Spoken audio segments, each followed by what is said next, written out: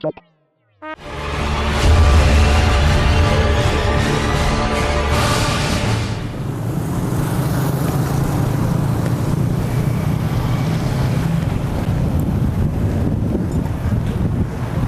selamat malam pemirsa Ngopi di Rumah. Ya, ketemu lagi dengan Bom Bom seperti biasa di Rabu malam.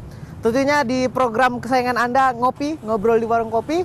Yang di episode kali ini kita akan membahas tentang Pilwako. Wah, pemilihan wali kota Pontianak yang nanti akan diselenggarakan pada tanggal 19 September ya. Nah, nanti di tanggal 19 September kita akan menentukan pemimpin kita untuk 5 tahun ke depan. Nah, untuk hari ini kita akan membahas tentang tahapan dari Pilwako itu sendiri. Nanti bintang tamu kita hari ini seorang pengamat politik, juga sebagai dosen di Universitas Tanjung Pura. Namanya Pak Jumadi. Nah, nanti kita akan ngobrol sama beliau tahapan dari politik sendiri, terus juga mungkin fenomena-fenomena yang ada di kota Pontianak ya. Mungkin juga permasalahan yang sepertinya banyak sekali, cukup kompleks yang menghinggapi di kota Pontianak. Untuk itu tetap di Ngopi atau ikuti saya aja lah, ikuti saya. Dan untuk kali ini saya akan ngobrol di SF Cafe ya. Itu tepat di Simpang Jalan Tengku Umar. Wah, ini lagi musim durian nih, lumayan kalau pengen durian. Yuk ikuti saya, langsung kita nyebrang ke kafenya.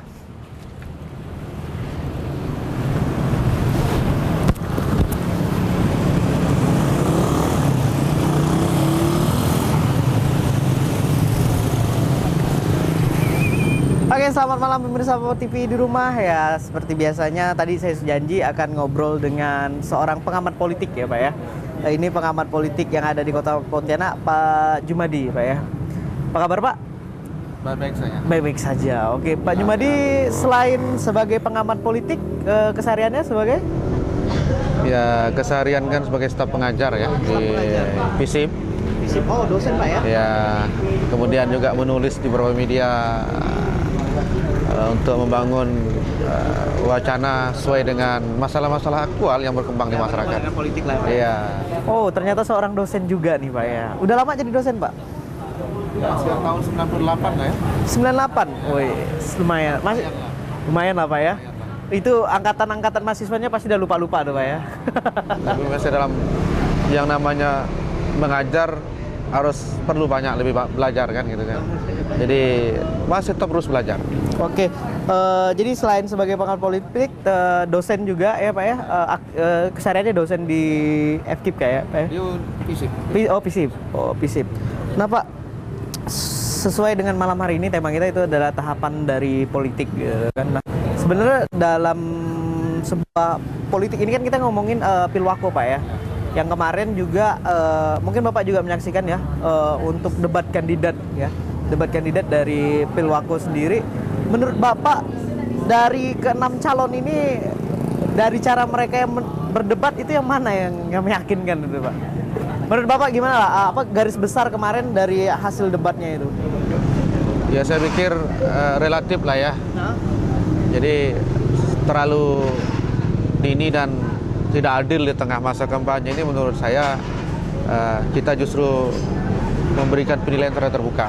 Tapi saya lihat semua punya kelebihan dan kekurangan. Oke, dari sekian dari beberapa bisa dibilang pokok permasalahan yang diangkat kemarin yang benar-benar kena itu yang mana? Ya kan begini, bedanya masyarakat kota dengan bukan masyarakat kota. Ya. Ciri dan karakter masyarakatnya itu ingin mendapatkan pelayanan publik yang tidak hanya sekedar berdasarkan standar pelayanan minimal, tapi standar pelayanan maksimal kalau menurut istilah saya. Oleh karena itu memang tuntutannya agak lebih cukup kompleks sebagai masyarakat perkotaan. Dia lebih menuntut misalnya pada aspek pelayanan listrik yang baik misalnya kan, PDAM, kemudian taman-taman kota menjadi tempat rekreasi, ada ruang hijau terbuka. Saya pikir dan keperluan-keperluan lain yang sifatnya memenuhi standar kehidupan sebagai masyarakat kota. Gini juga Pak, ini kan istilahnya dari tiap tahun pemilihan kayaknya KPU itu ada perbaikan gitu kan. Dari pemilihan sebelumnya sampai sekarang. Kalau dari yang Bapak amati gitu kan, perkembangannya gimana? Dari kan sebelum 2013 ini 2008 ya Pak ya. Untuk kampanye Pilwako yang sebelumnya. Itu ada perubahan signifikan nggak Pak? Dalam mungkin dari sosialisasi ke masyarakat atau juga dari segi penyelenggaraan untuk sampai saat ini. Ya, jadi memang saya pikir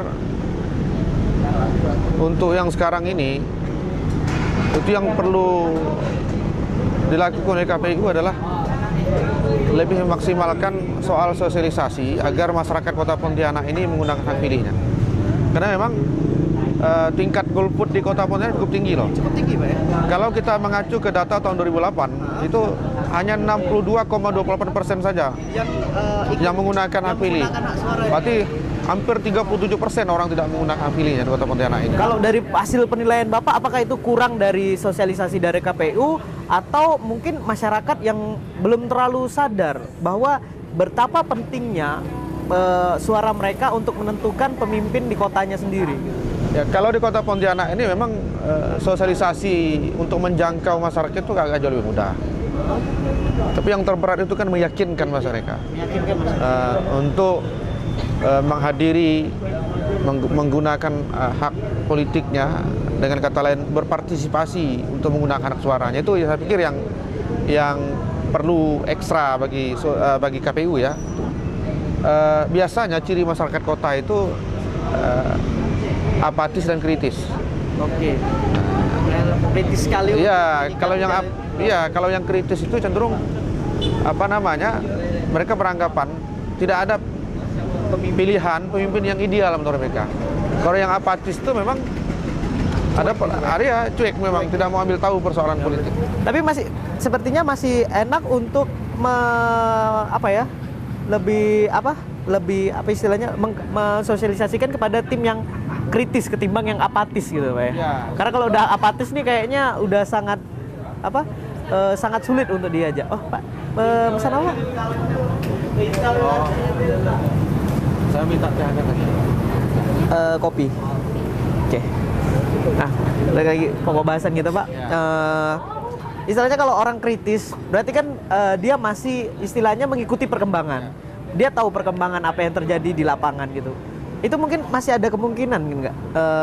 Istilahnya dia dikasih tahu untuk mengikuti apa segala macam. Nah, justru sebaliknya, orang yang kritis itu cenderung sulit untuk bisa diyakinkan.